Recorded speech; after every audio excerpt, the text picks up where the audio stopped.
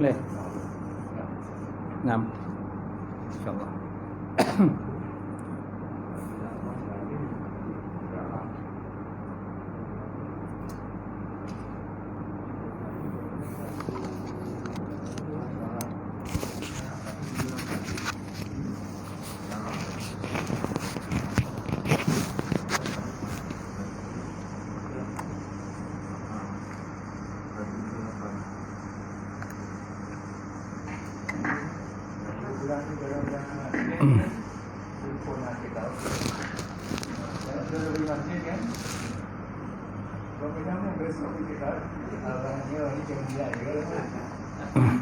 Baik.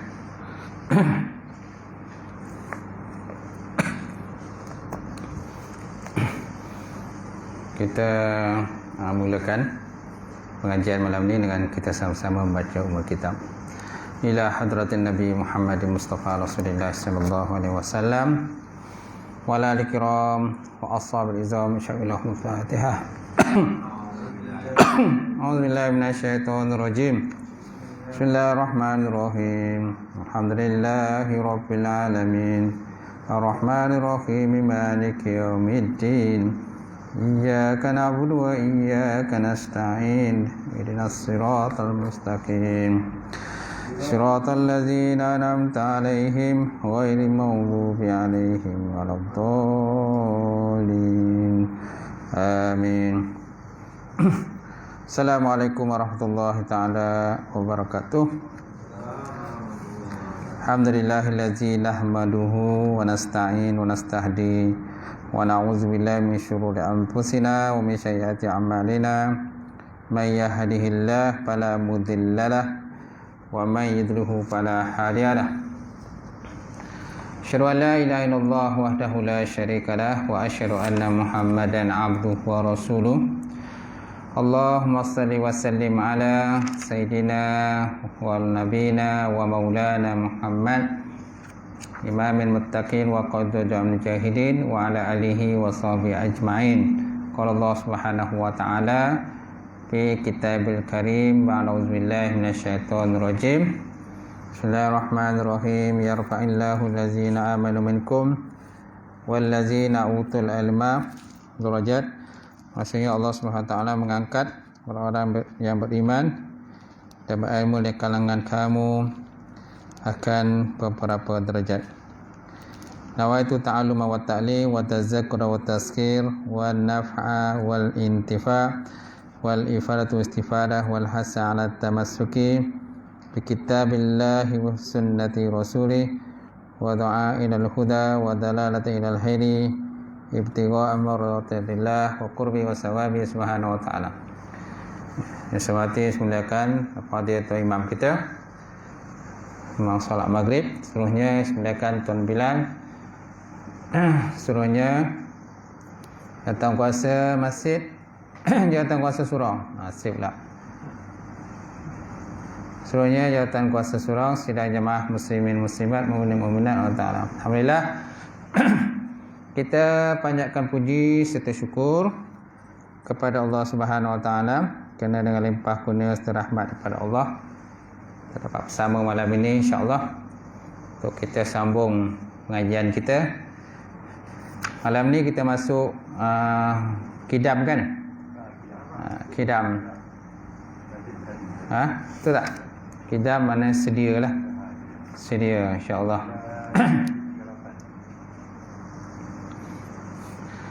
138 syarah dia lah. Macam tu insya-Allah. Baik, kita lihat makna kidam. Qala musannifu ta'ala wa nafa'ana bi ulumihi bidaril amin. Telah berkatalah oleh musannif ataupun pengarang kitab, mudah-mudahan manfaat akan ilmunya insya-Allah dalam dua negara, dunia dan akhirat. Al-kidam artinya sedia. Al-kidam artinya sedia. Dari segi lorah lah, sedialah. Tapi dia ada definisi lah. Dia setiap sifat yang wajib Allah Ta'ala ni dia ada definisi dia, tarif dia. Sifat sedia pada Allah Ta'ala itu artinya menafikan ada permulaan baginya. Menafikan ada permulaan baginya, atau ada sesuatu yang mendahuluinya. Itu dikatakan sebagai kidam. Kidam atau sedia, sesuatu yang tidak ada permulaan kepada wujud Allah Subhanahu Wa Taala.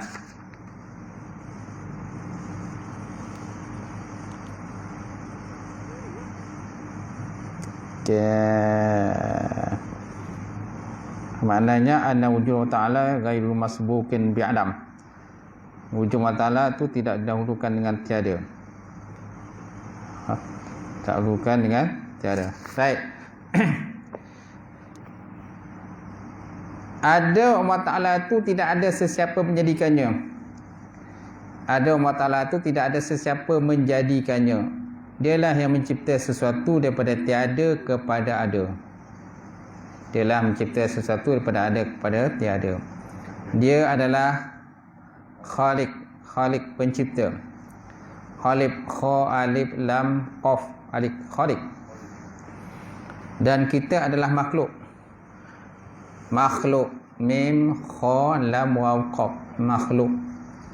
Asalnya kalau fi'il madinya khalaqa, khalaqa yakhluqu khuluqan, fahuwa khaliqun wa zaka makhlukun. Khaliq ni isim fa'il lah.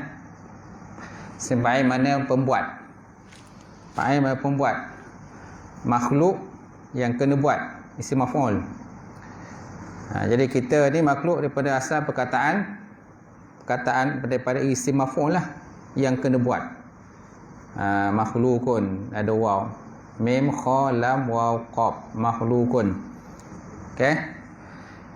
Jadi Allah Ta'ala itu Khaliq, pencipta. Wujud Allah Ta'ala adalah sedia ada. Sedia ada tanpa ada permulaan. Macam kita ada permulaan lah. Kita ada permulaan kepada wujud kita. Allah Ta'ala tidak ada permulaan kepada wujud dia, kerana dia ada, memang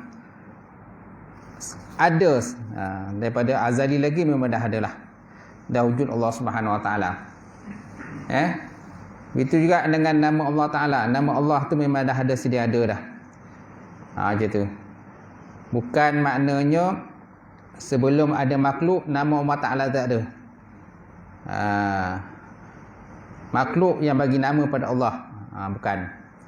Allah Ta'ala tu memang dah ada namanya. Sebelum dijadikan alam, dah ada dah nama Allah. Dah tertulislah nama Allah Ta'ala itu. Dan juga nama-nama yang lainnya, Asma'ul Husna tu dah ada pada Allah.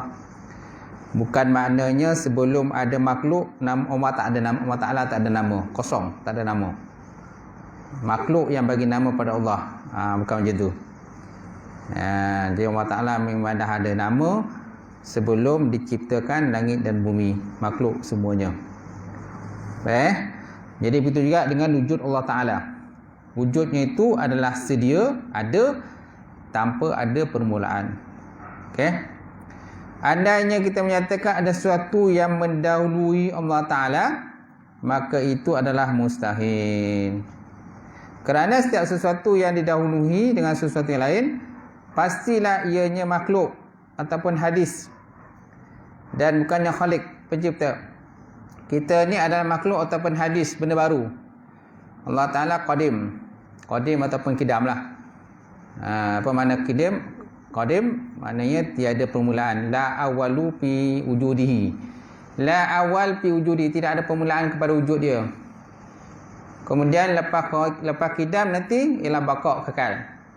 Kekal pula la nihayah fi wujudihi, tidak ada penghabisan kepada wujud dia. Macam kita makhluk ada permulaan kepada wujud kita. Tidak dengan langit dan bumi lah ada permulaan lah. Sebelum ada langit dan bumi, Allah Ta'ala dah ada dah. Dia dah ada dah. Dia dah wujud. Gitu. Kita ni termasuk dalam benda hadis, benda baru. Benda baru. Itu juga sifat yang lain yang ada pada Allah. Kudrah, iradah, ilmun, hayat, sama', basar kan. Itu semua dah ada dah pada Allah Ta'ala. Sebelum dicipta langit bumi, dia dah ada dah sifat-sifat itu. Sifat-sifat wajib pada Allah Ta'ala dah ada dah. Gitu. Kerana setiap sesuatu yang didahului oleh sesuatu yang lain, pastilah dia ni adalah makhluk ataupun benda baru, hadis, dan bukannya Khalik pencipta. Sebaliknya semua makhluk dan yang baru ini dijadikan Allah Ta'ala. Bagaimana pula Allah Ta'ala itu ada yang menjadikan dia? Bagaimana Allah Ta'ala itu ada yang menjadikannya? Maka dengan itu akan terbatal dengan sendirinya pengertian Allah Ta'ala itu ada permulaan baginya. Terbatal lah kalau ada permulaan kepada wujud Allah. Macam tu. Sebabnya kalau kita lihat dalam sifat yang lain yang ada pada Allah, iaitulah qiyamu ta'ala binafsih. Qiyamuhu ta'ala binafsih. Berdiri Allah Ta'ala dengan sendirinya. Apa maksud berdiri Allah Ta'ala dengan sendirinya? La yahtaju ila mahallin wala mukhassisin. Tidak berhajat kepada zat yang lain dan tidak berhajat kepada sesuatu yang mencipta dia. Yang sesuatu yang menjadikan dia. La yahtaju ila mahallin wala mukhassis. Tidak berhajat kepada zat yang lain. Sebab apa? Allah Ta'ala tu memang dah zat. Bila dah zat, tak perlu pada zat yang lain. Macam tu. Kemudian dia tidak perlu kepada mukhassis. Makna Tuhan yang menciptakan dia. Sebab dia adalah Tuhan. Dan mustahil pula ada berbilang-bilang Tuhan. Tidak ada berbilang-bilang Tuhan. Sebab kalau berbilang-bilang Tuhan kan, sudah tentu kan, nasaya rosaklah bumi. Alam ini akan binasa sebabkan ada dua Tuhan. Macam tu. Sebab apa? Sebab bila ada dua Tuhan, sudah tentu akan terjadinya antaranya perebutan lah. Perebutan, pembalahan dan sebagainya. Kan? Walaupun mungkin satu masa ngam, satu masa kan berbalah-balah juga. Itu sebablah dalam satu negara tak boleh ada dua pemimpin. Seorang aja. Dia mesti ada seorang aja Perdana Menteri. Tak boleh dua Perdana Menteri. Kalau dua Menteri Pendidikan beraduh je.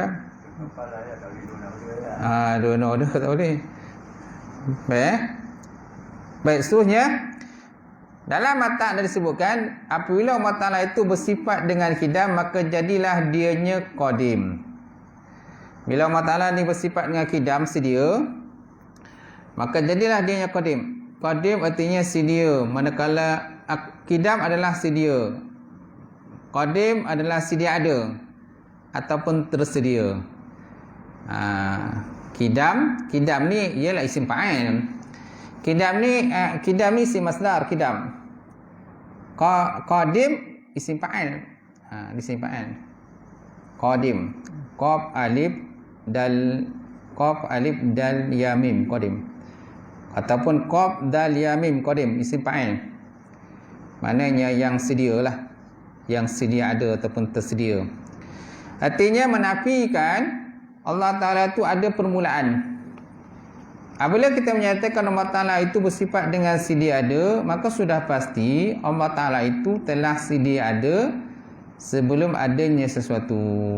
Dia dah sedia ada lah sebelum ada cerita. Macam kita ni sebelum ada kita, alam dah ada dah. Dah ada mak ayah kita kan. Mak ayah kita. Tanpa mak ayah kita pun tak ada. Mesti ada ibu dan ayah, barulah ada kita kan. Ibu ayah kita pula ada ayah yang sebelumnya kan. Datuk nenek pula adalah moyang pula kan. Sampailah kata dia punya tu bermata rantai lah, bersambung-sambung lah, sampailah kepada Nabi Adam AS dan juga Siti Hawa. Macam itulah. Jadi maknanya kita ni asalnya daripada Tok Adam lah. Kita ni daripada Tok Adam lah asalnya, dengan nenek Hawa. Lepas tu yang orang kata pecah-pecah tu. Ada yang kulit hitam, ada yang kulit putih, ada yang kulit negro, ada yang India, ada yang orang kata Jepun, ada yang Cina kan, mata sepet dan sebagainya. Asalnya kita daripada Tok Adam lah. Betul tak? Daripada Tok Adam dan Siti Hawa. Macam tu. Pada masa dulu dibolehkan berkahwin adik-beradik. Pada zaman Nabi Adam AS dibenarkan berkahwin adik-beradik. Sebab apa? Masa tu keturunan orang manusia tak ramai lagi. Jadi nak kembangkan biak tu, jadi terpaksalah kahwin dengan adik-beradik. Macam tu. Macam Qabil kahwin dengan kembar si Habil. Si Habil kahwin dengan kembar si Qabil. Gitu. Jadi bila umat manusia dah semakin ramai, dah tak boleh dah kahwin dengan adik-beradik dah. Tak boleh dah. Haram lah. Terutama sekali umat baginda Rasulullah Salam dah tak boleh lah kita kahwin adik-beradik. Haram hukum dia. Masa dulu tak haram lagi sebab jumlah tak ramai. Bolehlah kahwin adik-beradik. Kalau sekarang jangan. Kan? Jadi isu besar nanti kahwin adik-beradik. Betul tak? Jadi kita dengan sesaudara kita yang non-muslim ni pun asalnya kita daripada Tok Adam lah. Daripada datuk yang satu, daripada uan yang satu kita ni. Cuma bila manusia dah semakin ramai, masing-masing dengan pahaman masing-masing. Ada yang menyembah Allah Ta'ala dan ada yang tidak menyembah Allah Subhanahu Wa Ta'ala. Ada yang menyembah patung berhala dan sebagainya. Jadi sesiapa yang kembali pada Islam itu dikatakan sebagai fitrah. Kembali semula kepada agama fitrah, itulah agama Allah Subhanahu Wa Ta'ala.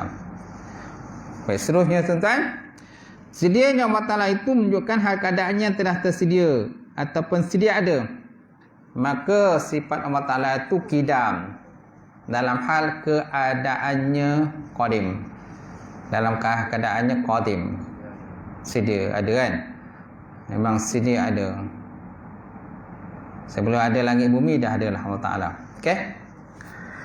Dan Allah Ta'ala menjadikan alam ni pun harus Allah Ta'ala menjadikan alam. Dia tak jadikan pun tak ada masalah.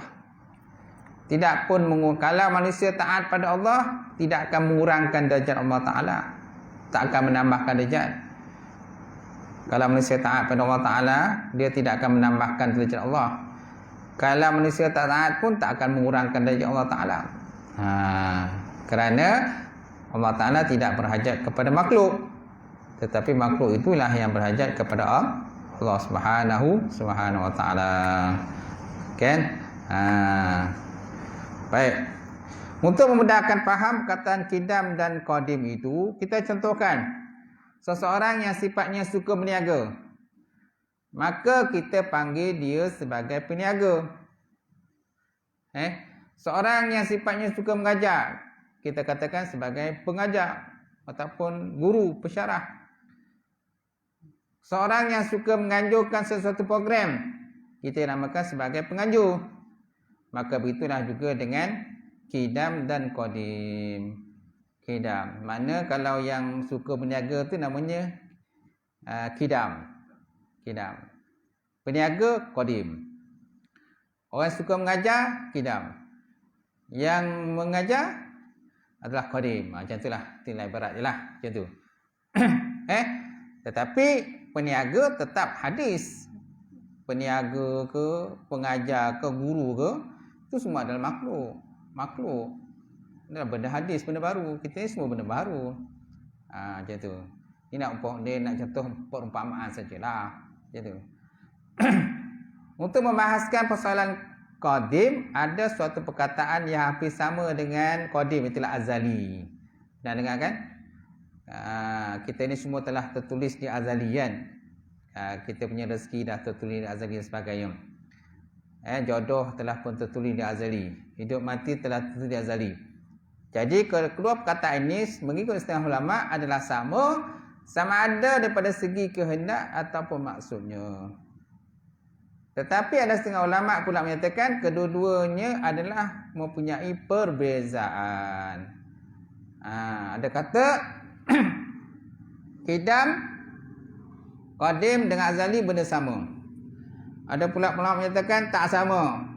Qadim lain, azali lain. Iaitu istilah qadim itu dikaitkan dengan sifat Allah Ta'ala sama ada yang maujud saja. Qadim ialah dikaitkan dengan sifat Allah Ta'ala yang maujud, yang maujud, yang ada sahaja. Contohnya zat Allah Ta'ala tu qadim. Sifat baqa yang ada pada Allah Ta'ala qadim. Qadim ataupun kidam. Dan seterusnya sifat-sifat yang lain lah. Azali pula ialah sesuatu yang dikaitkan dengan perkara yang ada, maujud, dan perkara yang tiada nanti, perkara ghairu maujud. Itu dikatakan sifat azali. Contohnya diri kita lah. Diri kita sebelum kita dijadikan, kita telah ada di azali. Dah ditentukan azali ni kita begini-begini. Macam tu. Mana azali ni lebih dikaitkan kepada makhluk. Dikait dengan makhluk. Sedangkan kidam atau qadim dikaitkan dengan Allah Ta'ala. Dinisbahkan kepada Allah. Sedangkan azali nisbahkan pada diri kita. Macam tu. Pada makhluk. Kita lihat. Azali ialah sesuatu yang dikaitkan dengan perkara yang ada, maujud. Seperti kita menyatakan zat Allah Ta'ala itu qadim, lagi azali. Ataupun sifat kudrah Allah Ta'ala itu qadim, lagi azali. Perkataan azali juga boleh digunakan untuk perkara yang ghairu maujud, dengan yang benar tak wujud. Seperti kita menyatakan bahawa tiada Tuhan yang menyamai Allah Ta'ala sejak azali lagi. Tidak ada Tuhan sejak daripada azali lagi, memang tak ada Tuhan dah. Jadi boleh dikaitkan dengan benda maujud dengan tak maujud. Sedangkan kidam tadi hanya dikaitkan dengan benda yang maujud saja, benda yang wujud ada. Macam tu. Sedangkan azali boleh maujud, boleh tanpa maujud. Maujud mana ada lah. Ada. Ada ni makna ada boleh dilihat. Ada yang boleh dilihat. Allah Ta'ala boleh dilihat. Bila? Besok lah. Akhirat besok. Sekarang ni memang tak boleh dilihat lah. Sebab antara kita dengan Allah Ta'ala ada hijab. Makna maujud itu ialah sesuatu yang boleh dilihat. Faham Jadi ada maujud tu. Maujud, makdum. Paling atas sekali maujud. Paling bawah makdum. Tengah-tengah antara maujud dengan makdum. Halun, haliyah. Antara ada dengan tiada. Paling atas maujud. Mana maujud ni suatu benda yang boleh dilihat. Yang bawah, paling bawah makdum, benda yang tak boleh, benda yang tak ada. Antara makdum dengan maujud, tengah-tengah tu ialah halun, haliyah, mana menempati antara ada dengan tiada. Kemudian di antara haliyah dengan makdum, iaitulah amrun i'tibari. Amrun i'tibari. Ada pada zihin, tiada pada kharish. Ada pada minda, tiada pada kenyataan dia. Macam tu. Baik Kemudian begitu juga kita boleh gunakan perkataan azali ini kepada sesuatu yang punya maksud umum, yang tertakluk kepada kehendak Allah Ta'ala. Seperti kita kata bahawa nasib kita telah ditentukan sejak azali. Syurga dan neraka adalah sejak azali lagi. Nampak? Dikaitkan dengan makhluk. Dikaitkan dengan makhluk tadi. Itu mana azali. Jadi makna azali ni dia punya tu lagi skopnya lagi luas. Skop lagi luas berbanding dengan kidam ataupun qadim. Macam tu. Tetapi kidam lagi hebatlah. Lagi hebatlah, lagi mantaplah kidam. Allah Ta'ala tu bersifat kidam. Macam tu. Jadi di sini tuan-tuan jelaslah bahawa perkataan azali itu boleh meliputi perkara yang maujud dan ghairin maujud. Benda yang tak wujud. Kerana itu perkataan azali lebih bersifat umum. Nampak? Azali ni lebih umum. Nampak? Dia lebih luas lagi skop dia. Dan kidam lebih khusus. Skopnya lebih khusus. Lebih kecil. Yang hanya dikaitkan dengan hal-hal ketuhanan sahaja. Dengan hal-hal ilahiyah ketuhanan Allah Subhanahu Wa Taala. Macam tu. Sedangkan azali boleh dikaitkan dengan makhluk. Macam kita ni kan, ajal kita dah ditulis di azali. Rezeki kita telah pun tertulis di azali. Jodoh kita telah ditentukan di azali, kan? Banyak lagi lah benda-benda yang ada kaitan dengan makhluk ni telah pun ditentukan di azali. Macam tu. Oleh sebab itu tiap-tiap yang qadim adalah azali. Tiap-tiap yang qadim itu azali kerana zat dan sifat-sifat ketuhanan itu sememang yang telah sedia ada, tiada didahulukan oleh sesuatu. Akan tetapi tiap-tiap yang azali tak boleh sebut sebagai qadim. Kerana perkataan qadim itu hanya dikaitkan dengan hal-hal yang berkaitan dengan kemuliaan. Kemuliaan zat dan juga sifat Allah Subhanahu wa ta'ala saja.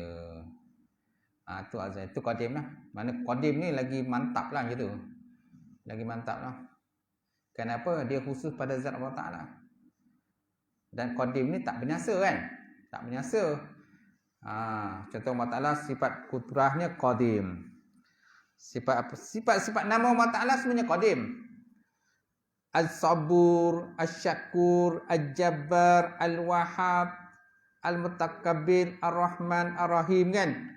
Itu semua adalah nama-nama Allah Ta'ala yang qadim. Nama Allah Ta'ala yang qadim.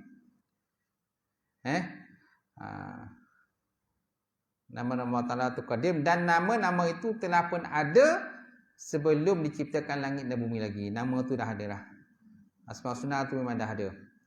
Bukan maknanya sebelum langit dan bumi dijadikan, nama tu tak ada lagi, kosong, tak ada. Dia dah ada dah Allah Ta'ala. Bukan makhluk yang meletakkan nama kepada Allah Ta'ala. Allah Ta'ala, Tuhan tak ada nama lagi. Tak apalah, kita bagilah nama pada Tuhan. Kita letak nama Tuhan ni As-Syakur, As-Sabur, Al-Wahhab, At-Tawwab kan. Jadi makhluk yang bagi nama pada Tuhan. Tidak. Nama Allah Ta'ala semua dah ada lah. Macam tu. Tak ada lagi. Baik. Kemudian qadim terbagi pada 4 bahagi. Pertama qadim zati, yang kedua qadim sifati, yang ketiga qadim idhafi, yang keempat qadim zamani. Baik, apakah dikatakan qadim zati? Zati, zai alif ta ya zati. Zal alif ta ya zati, dibahasa pada zat Allah Ta'ala lah. Baik, qadim zati ialah qadim zat Allah Ta'ala sebagaimana yang telah pun kita bahaskan tadi. Zat Allah Ta'ala itu tiada didahulukan oleh suatu perkara yang lain. Allah Ta'ala telah ada sebelum wujudnya sesuatu. Zat Allah Ta'ala telah sedia ada. Atau dengan perkataan lain, dia qadim. Dan dikenaki kita meyakini sungguh-sungguh bahawa Allah Ta'ala Tuhan yang tiada permulaan baginya. Dan dilarang kita berfikir secara mendalam tentang hal yang berkaitan dengan zat Allah Ta'ala. Itu sebabnya Rasulullah sebut, dia kata tafakkaru fi khalqillah wala tafakkaru fi zatillah. Berfikirlah tentang apa benda, perkara-perkara yang telah dicipta Allah Ta'ala. Jangan kita berfikir pada zat Allah Ta'ala. Jangan kita fikir. Sebab apa? Kita tak akan mampu memikirkannya. Apa-apa saja yang kita fikir Allah Ta'ala ni begini-begini, itu semua bukan Allah. Dia ada. Kerana pemikiran kita tidak akan tercapai lah. Tak mampu kita nak mencapai tentang zat Allah Ta'ala ni. Kalau kita fikir Allah Ta'ala itu seperti cahaya, bukan. Allah Ta'ala seperti angin, bukan. Kan? Allah Ta'ala memang tak boleh dilihat. Okay? Banyak benda yang tak boleh dilihat dalam dunia ni. Syaitan tak boleh lihat. Lepas tu malaikat tak boleh dilihat. Roh tak boleh lihat. Banyak benda tak boleh lihat dalam dunia ni. Tetapi walaupun semua tu tak boleh lihat, tidak akan sama juga dengan zat Allah. Tak akan sama juga dengan zat Allah. Allah Ta'ala memang tak boleh lihat lah. Tapi tak akan sama dengan zat yang lain yang tak boleh lihat tadi. Angin tak boleh lihat. Adakah Allah Ta'ala seperti angin? Tak juga. Kan? Para malaikat tak boleh lihat, tak nampak. Adakah Allah Ta'ala seperti para malaikat? Tidak. Bentuk dia tidak. Kemudian apa lagi? Jin, syaitan. Kan? Adakah Allah Ta'ala seperti jin dan syaitan? Tidak. Jin syaitan tak boleh lihat kan? Jadi kita nak serupa Allah Ta'ala dengan syaitan, tak boleh. Allah Ta'ala tak boleh dilihat, tetapi dalam kelas dia sendiri. Kan? Dalam kelas dia sendiri, yang tak mampu nak, kita semua tak boleh nak idrak lah, untuk memperdapatkan bagaimanakah zat Allah Subhanahu Wa Ta'ala itu. Kan? Sebabnya ada dialog, kan? Siapa yang menciptakan langit dan bumi, maka yang cipta langit dan bumi itu ialah Allah. Siapa pula menciptakan Allah? Itu iblis lah. Iblis bersoal jawab dengan ada seorang nabi tu, siapa yang menciptakan ini? Allah Ta'ala cipta. Siapa pula menciptakan Allah? Kalau ada persoalan macam tu, diajar pada kita, siapa yang menciptakan Allah? Kita jawablah, amantu billah, aku beriman dengan Allah. Itu aja jawapan dia. Itu aja jawapan dia. Aku tetap beriman dengan Allah Subhanahu Wa Ta'ala. Cerita. Sebab hakikat kejadiannya tak tahu. Tak boleh nak gambarkan macam mana. Sebab yang mencipta alam dengan yang mencipta alam sudah tentu tak sama. Rumah dengan tukang rumah sama ke? Rumah dengan tukang rumah sama ke? Tak sama. Kasut dengan tukang kasut sama ke? Kereta dengan tukang buat kereta sama ke? Tak sama. Itu juga dengan alam. Alam dengan Allah. Sudah tentu tak akan sama. Yang membuat dengan yang kena buat. Tidak akan sama yang buat dengan yang kena buat.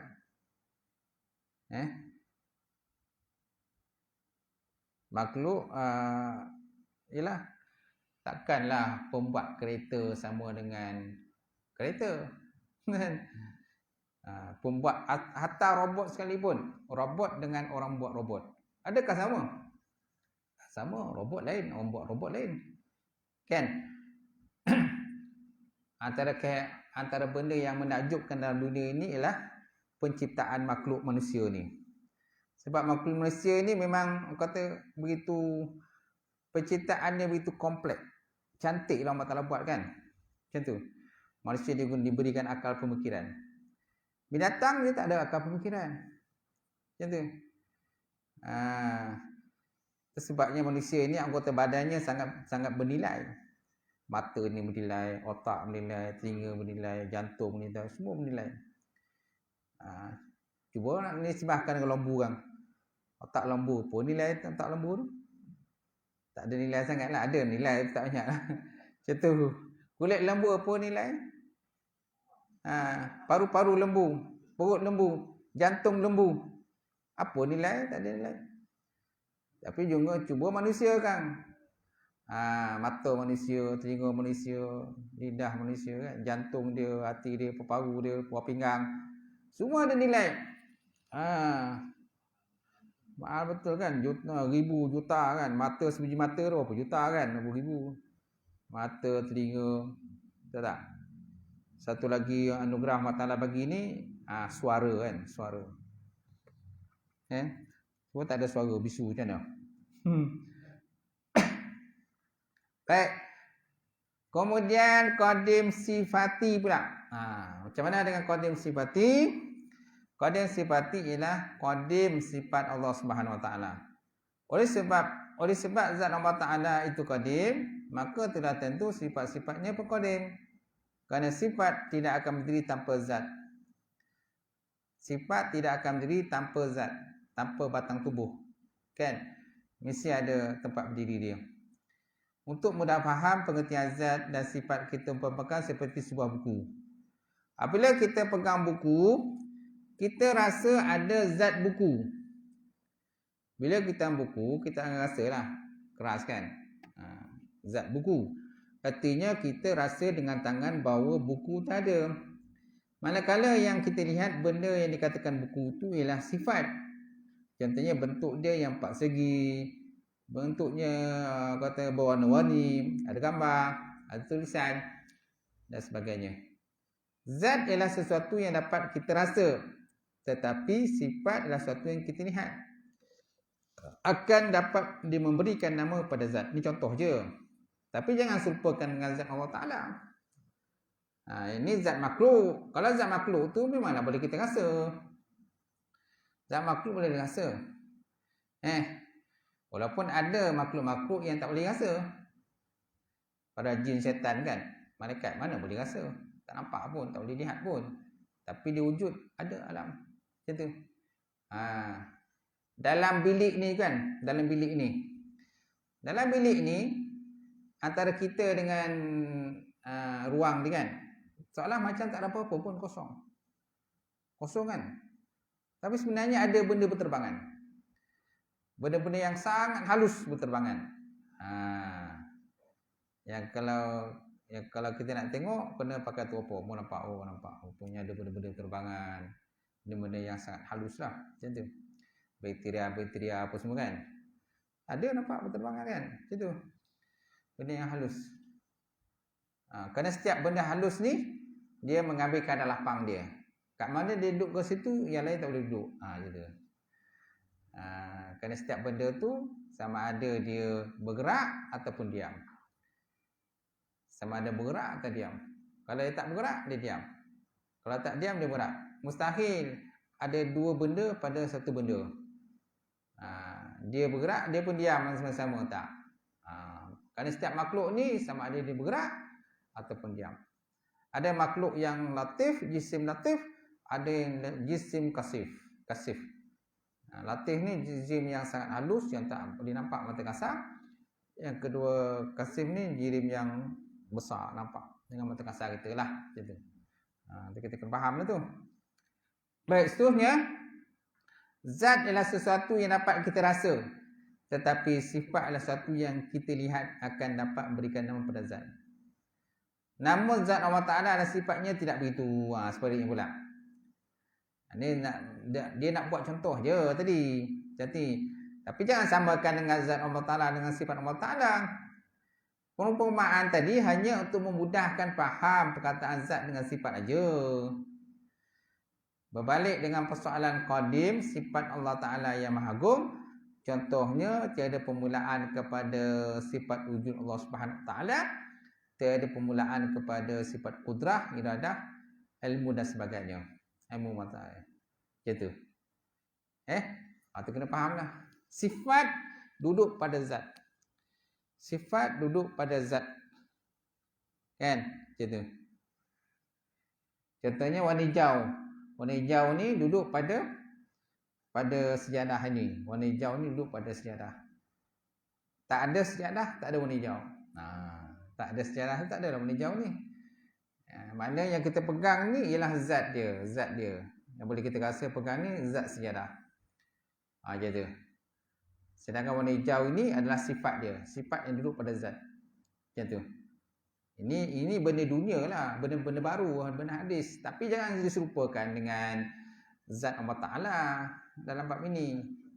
Contoh je, perumpamaan je. Sebab zat Allah Ta'ala tak boleh dilihat. Sifat dia juga tak boleh dilihat. Kudrah iradat. Kudrah iradat, ilmu qidam, kan? Mukhalafatu ta'ala hawadis wahdaniat. Itu semuanya adalah sifat yang qadim yang tak boleh dilihat dengan mata kasar kita. Tetapi tetap ada. Macam tu.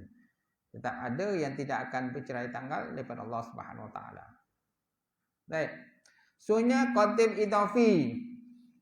Qadim idafi maknanya sandaran. Idafi. Alif, dot, alif, fa, ya. Idafi. Alif, dot, alif, idafi. Idafi artinya sandaran ataupun tambahan lah. Maksud idafi artinya qadim yang terjadi antara makhluk. Maksudnya terdahulu sesuatu atau seseorang daripada sesuatu atau seseorang yang lain. Contohnya terdahulu seorang bapa daripada anak. Namun walaupun seorang bapa itu lebih dahulu daripada anak, dia tetap ada permulaan, iaitu apabila dilahirkan oleh bapanya yang lain pula. Itulah berbeza qadim makhluk dan qadim Allah Ta'ala. Kan? Macam kita ni qadim juga, qadim idafi. Kita ni qadim idafi. Walaupun kita ni qadim, tapi kita ada permulaan yang lain. Kita ada mak ayah kita. Mak ayah pula dulu ada atuk. Atuk orang moyang kan. Atuk dulu adalah apa warna benda lah. Bercucu sikit kan. Sampailah kepada Nabi Adam alaihissalam. Macam tu. Dan kita pula esok ada cucu kita pula. Cucu kita apa itu ada cicit pula. Cicit pula ada piup. Banyak tu. Mata rantai tak putus-putus kan. Macam tu. Macam tu. Kecualilah kalau orang tu dianya mandul. Mandul tak ada anak. Terputuslah dia punya mata rantai tu. Tapi kalau selagi mana tidak ada yang mandul, maknanya semuanya boleh kata melahirkan anak kan, kahwin melahirkan anak, kahwin melahirkan anak. Jadi tak terputuslah generasi tu. Tapi kalau sampai pada tahap kata mandul dua-dua, lelaki mandul, perempuan mandul, terputuslah. Tak ada lagi lah. Putuslah dia punya mata rantai tu, tuan-tuan. Macam tu. Baik. Kemudian qadim zamani diartikan sebagai suatu masa atas sesuatu, sekurang-kurangnya setahun. Ini katakan qadim zamani. Zamani mana masa lah, zaman. Zai mim alif nun ya, zamani. Qadim zamani diartikan dengan lalu masa atas sesuatu, sekurang-kurangnya lalu masa itu mestilah setahun. Sebagai contoh terdahulu tahun 1990 daripada tahun 1991. Lebih dahulu tahun 1973 daripada tahun 1981. Dalam hal ini menunjukkan bahawa masa itu juga adalah makhluk. Nampak? Maka masa pun makhluk juga. Allah Ta'ala tidak bermasa. Kita bermasa. Kita ada masa wujud kita. Kita lahir tahun bila? Meninggal bila? Tak tahu kan? Tapi tetap akan meninggal. Macam tu. Sebab setiap makhluk ni dia ada tempoh ajal dia. Lambat laun dia akan meninggal juga. Macam tu. Dia dah meninggal, dia tahulah. Siapa yang dah meninggal, kita dah tahulah. Dia lahir tahun bila, meninggal tahun bila. Orang yang dah meninggal, kita tahulah. Atuk kita ada dua, adik-beradik kita yang dah meninggal, kita dah tahulah. Yang belum meninggal, tak tahulah. Yang belum meninggal ni, kita tahu kita tahu tarikh lahir je. Tarikh meninggal tak tahu. Macam tu. Tapi dia tak akan meninggal. Tetap akan meninggal. Allah Ta'ala tidak akan ada tempoh itu. Allah Ta'ala tidak ada boleh dikaitkan dengan masa. Allah Ta'ala tak ada boleh dikaitkan dengan masa. Allah Ta'ala tak ada boleh dikaitkan dengan tempat. Kan? Allah Ta'ala tak boleh dikaitkan dengan jihad. Jihad ni pihak. Kan? Jihad kiri, kanan, depan, belakang. Tak boleh dikaitkan dengan Allah Ta'ala. Macam tu. Allah Ta'ala tak boleh dikaitkan dengan masa. Allah Ta'ala tak boleh dikaitkan dengan apa tadi? Masa, tempat. Allah Ta'ala tak boleh dikaitkan dengan tempat. Allah Ta'ala lahir di sini, tak boleh. Mustahil lah. Dan Allah Ta'ala tak boleh dikaitkan dengan apa tadi? Jihad. Jihad. Jim, ha, alif, ta. Bukan dal. Kalau dal tu berjihad. Ni jim, ha, alif, agulung, ta. Jihad. Mana pihak. Pihak kiri, kanan, depan, belakang. Allah Ta'ala tidak ada berjihad. Macam tu. Itu sebabnya Al-Quran tu Ar-Rahman wa ala asistawa. Allah Ta'ala bersemayam di atas arash. Tak boleh kita tafsirkan Allah Ta'ala itu berada di tempat yang tinggi. Tak boleh. Mana sebab itu termasuk ayat mutasyabihat. Ayat mutasyabihat ni ulama ussalaf mereka tafwid. Tafwid ni serahkan Allah Ta'ala maknanya sebenarnya. Ulama khalaf umat kemudian mentakwilkan dengan makna yang layak kepada Allah, iaitulah memerintah. Ar-Rahman atas istawa. Allah Ta'ala memerintah di atas istawa. Ya. Bukan Allah Ta'ala itu berada di tempat yang tinggi. Kerana Allah Ta'ala tidak berpihak, tidak berjihad. Ya. Allah Ta'ala tidak bermasa, bertempat, bermasa dan sebagainya. Tidak boleh kaitkan Allah Ta'ala begitu. Baik. Dalam hal ini menunjukkan bahawa masa itu juga adalah makhluk. Ia ada permulaan dan akhirnya. Kemudian dia bermula dan berakhir. Itulah sekarang ini. Masa ada masa dahulu, masa sekarang dan masa akan datang kan. Masa ada 3 kan. Masa ada 3. Pertama masa yang telah berlalu. Yang kedua masa sekarang ini. Yang ketiga masa akan datang. Gitu. Masa akan datang. Kemudian masa pula boleh banyaklah pecahan masa ni. Masa sebelum wujud kita. Kemudian masa di alam janin. Di alam janin kan, di alam bayi, dalam kandungan. Lepas tu masa di alam zahir, kita lahir ke dunia. Macam tu. Lepas tu besok masa di alam barzah pula, masa juga. Kan ada soalan alam kubur. Kemudian besok bangkit balik. Macam tu. Masa di padang mahsyar pula. Dihitung kan segala amalan kita besok dihisap. Itu. Baik. Daripada keempat-keempat qadim tersebut, maka qadim zati dan sifati adalah qadim yang hakiki dan tak boleh disandarkan kepada makhluk. Qadim zati ini ialah hanya kepada Allah Ta'ala. Qadim sifati pun hanyalah kepada Allah Ta'ala. Sedangkan qadim idafi dan zamani ni boleh disandarkan kepada makhluk. Boleh disandarkan kepada makhluk, pada kita lah. Sebab kita ni ada permulaan daripada wujud kita. Kita lahir tahun bila? Lahir tahun bila kan? Meninggal tahun bila? Tak tahu. Belum lagi lah. Tapi akan meninggal lah. Satu hari nanti akan pergi juga lah. Dan ada yang dah meninggal. Kerana ada muda-muda kan dah meninggal kan. Orang yang sakit-sakit kadang tak meninggal. Orang yang tak sakit meninggal. Tak sakit meninggal. Yang tak sakit tiba dah pergi dah. Ada macam tu kan? Tak berlaku. Ya, tiba accident kan? Tiba accident meninggal. Tiba-tiba contohnya hanyut, banjir, dah meninggal. Tiba-tiba kebakaran, meninggal. Yes, bagi orang ni. Okey, habis tuan bincangan kita malam ni. Insya-Allah kata kita masuk dalil. Wallahu a'lam bissawab.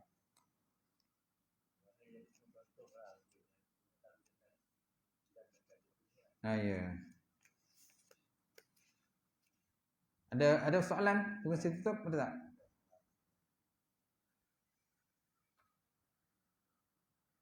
Ada ya? Ada. A'udzubillahi minasyaitonirrajim. Bismillahirrahmanirrahim. Alhamdulillahirabbil alamin. Wassalatu wassalamu ala asyrafil mursalin wa ala alihi washabbihi ajmain. Allahumma zidna ilman nafi'a wa yaqina as-sadiqa wa lam taqabbal rizqan halalan barakatan katsira wa sayyana fatai alim. Lana qulubana bi nurin ma'rifataka wa faha arifin. Allahumma fakina fidin, Allahumma fakina fidin. Allahumma ja'al hadza jam'al marhuma wa tafarraqana min ba'di tafarraqan ma'suma. Rabbana atina fid dunya hasanah wa fil akhirati hasanah wa qina azabannar. Walhamdulillahi rabbil alamin. Qabbalallahu minkum.